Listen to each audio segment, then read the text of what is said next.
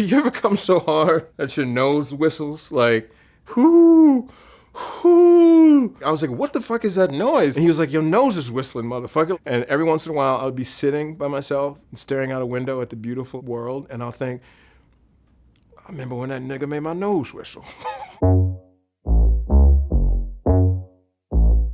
Describe the best orgasm you ever had. Jesus! Nope. I don't talk about that stuff. Best orgasm you've ever had. The best I've ever had. I'm not answering that. Southern girls don't talk about that. Well, how graphic should I be? We were outside, it was an outdoor theater. We were like, wouldn't it be kind of sexy if we just like fucked? He put me in this position. It was vaginal and anal penetration at the same time. And I was laying there on the floor shaking. My back was arching, toes curling. And I had an orgasm. I was like, oh my God, is that what that is?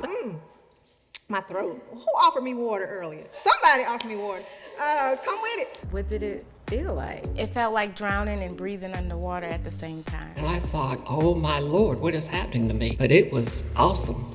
We were at a really nice hotel. And I had a butt plug in my asshole. And I was just like, Ooh. Yes! Ooh, baby. I was like, what the heck is going on? At the end, all I know is that I was shaking. I didn't last long. I came in like 2 seconds. Give us a little more detail. I was a teenager. Probably 19 or 20. I was on drugs. On a broken couch. It was a few days ago. After a fight. it's been recently. Last week. Last night. I invited 3 girls, 2 girls, Female friend. One night stand. It entailed multiple people. I had a partner that I went to sex parties with because he had a special ability to make all women squirt. When somebody like arouses my mind, then they like triple arouse me physically. It's such a turn on to be a reciprocal person. I love receiving. There was this old Puerto Rican guy, and he was like, I bet you I'll do something to you that nobody else had. Can I give you some head?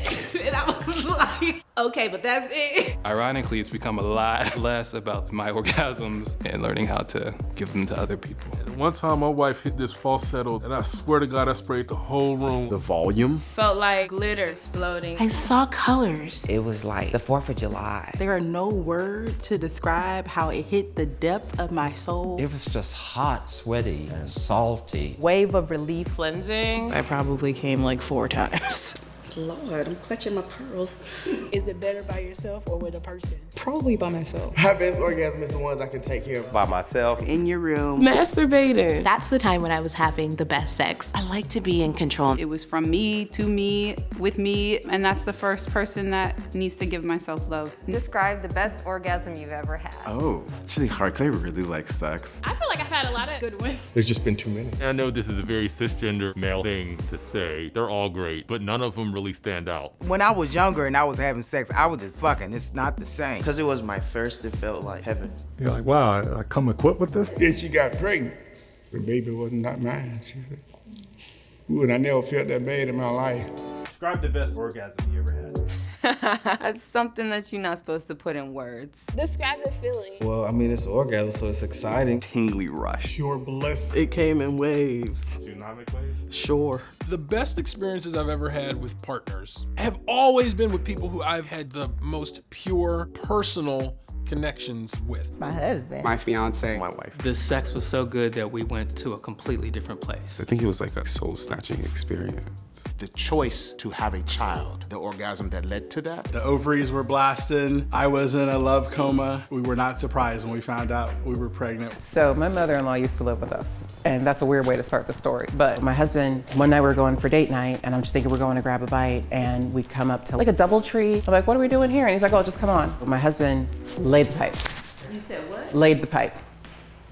Because when you don't have to be quiet and you don't have to worry about your mother-in-law, you forgot that sex could be that good. My psychiatrist tells me I have a negative relationship with sex, so I was always watching the act, but I was never actually present in it. By the time I finally experienced it, I'm like, wow, am I really experiencing this or am I faking this? Best orgasm? I'm not orgasmic. I haven't had one. I grew up Christian, so even though I'm a feminist and stuff and was coming out of that, there's still a lot of guilt. I think from the time I turned 30, something switched in my mind, and I was like, okay, you need to figure out what you like. And it took some time, and it's still taking time. But I think my best orgasm is yet to come.